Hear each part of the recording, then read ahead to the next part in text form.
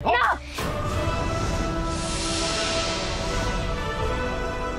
যা, তুই সরে যা বলছি। ম্যাডাম সরে যা। না, তোমার মারতে হলে তুমি আমাকে মারো, কিন্তু আমি সরবো না। বলছি তুই সরে যা।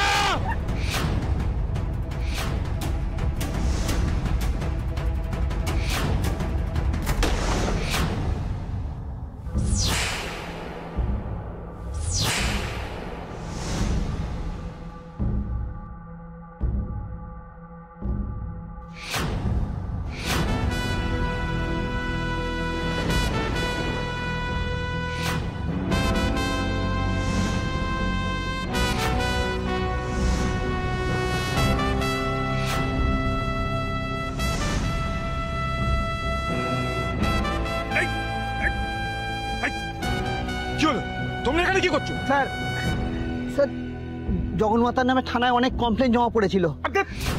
সব কথা তোমাকে শুনতে হবে না, এখানে পুলিশের দরকার নেই তো, জগৎমা আছেন তো এখানে।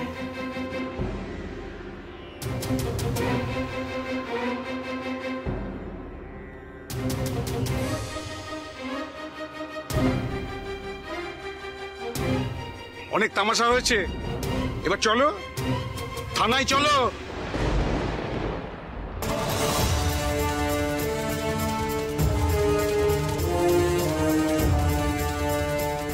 চলো।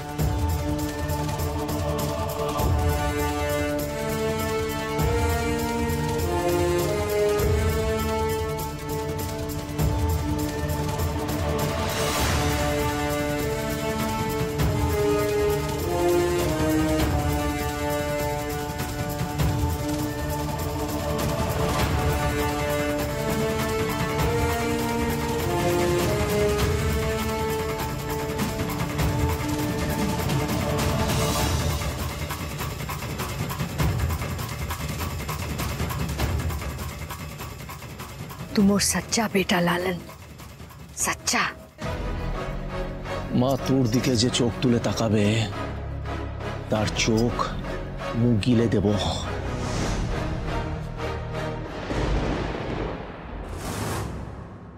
তুই কিছু ভাবিস না মিত্রে, তোর মেয়েটোর আমি খোঁজ করব। ওই জগৎমা এদিকে শুনুন না।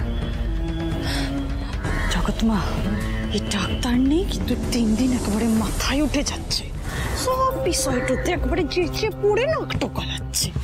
আর ও লালনও ওর কথা এখন বেশি বেশি করে শুনছে। জগৎমা তো কিচ্ছুটি ভাবিস নাই, আজ ও ডাক্তারনি বুঝে গেছে এই জগৎমা লালনের কাছে কতটা। কিচ্ছু ভাবিস নাই, যা তুই ঘরটা যা। খোকন ঘরটা যা।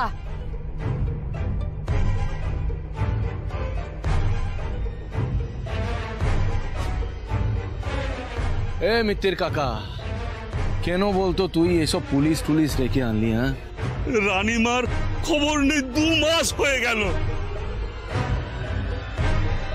আচ্ছা কাকা, তুই চিন্তা করিস না, মা যখন বলেছে সব ঠিক করে দেবে, তোর মেয়েকে ডেকে এনে দেবে, খুঁজে এনে দেবে, কেন চিন্তা করছিস? এলে কিছু টাকা লে, তোর খাওয়া পড়ার কোনো অসুবিধা হবে না, বুঝেছিস? এবার চল চল ঘর একটু যা যা যা যা বলছি, যা।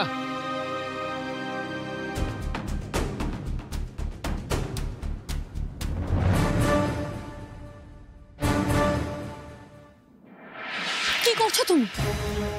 নোংরা গামছা দিয়ে মুছছো, সেপটিক হয়ে যাবে তো। এই ম্যাডাম, তোকে আমার চিন্তা করতে হবে ক্লাই। ওই তো আমার কাছেই আসতে হবে। না, আসবো না। দুটো ভালো কথা বলেছি বলে কি মাথায় চলে যাবি তুই? মাথায় দেখলি না মার সাথে যে খারাপ কথা বলে তাকে আমি কি করি? চুপ করিয়ে দিই। আজ কি মন চুপ করিয়ে দিলাম? হ্যাঁ, আর যেটা দেখলাম সেটাকে বাংলা ভাষায় বলা হয় গুন্ডাগিরি।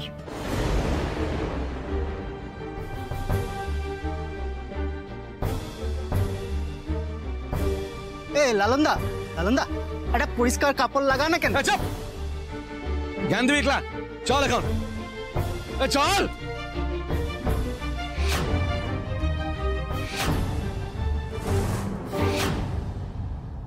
আমি ভুলছিলাম রে মা, আমি বলছিলাম ওই ওই লালন তোর বাবা হতে পারে না, কিছুতেই না।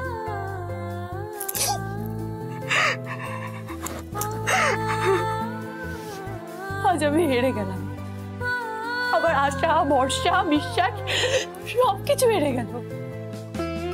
ওই গুন্ডাটা কোনোদিনও তোর বাবা হতে পারে না, কোনোদিন আমাদের আপনজন হতে পারে না, কোনোদিনও না।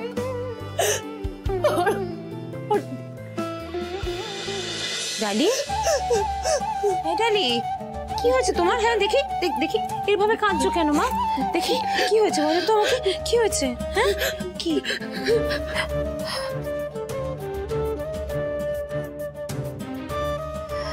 বলো না, আমাকে বলো তো কি হয়েছে, বলো বলো।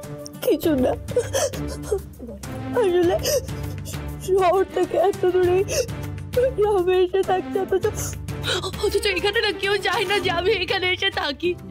আমি এইভাবে লড়াই করতে পারবো না। না পারলেও তো আমাদের কত কিছু করতে হয় বলো ডালি, আমরা তো মা, তাই না? নিজের জন্য না পারো, নিজেরই ছোট্ট সন্তানের জন্য তো তোমাকে লড়াইটা করতেই হবে। এই লড়াইটা সবাইকে করতে হয় ডালি, আমাদের মুখ বুঝে অনেক কিছু সহ্য করতে হয় জানো। আমিও তো অনেক লড়াই করেছি, আমি তো আমার সোহিনীর মুখের দিকে তাকিয়ে এত বড় একটা মিথ্যে কথা বলেছি। কিন্তু কেন মাসি, মাসি কেন একাও তো বেঁচে থাকা যায়? আর তুমি তো কলকাতায় থাকতে, তুমি তো শিক্ষিত, তুমি কেন এখানে পড়ে আছো বলতে পারো? তো শহরে স্বামী আছে, সংসার আছে, তুমি তার সাথে কেন নেই ডালি? আমার তো শহরে যাওয়ার কোনো উপায়ই নেই। কেন?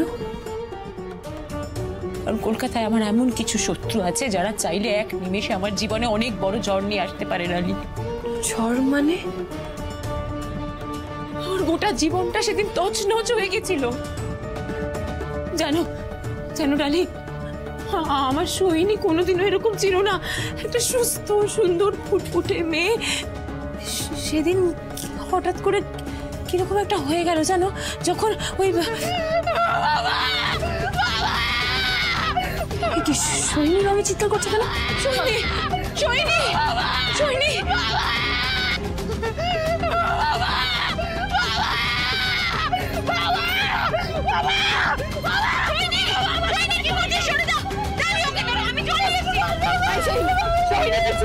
কিচ্ছু হবে না, মাসি আস্তে আস্তে। সোহিনী, সোহিনী, সোহিনী, সোহিনী, সোহিনী,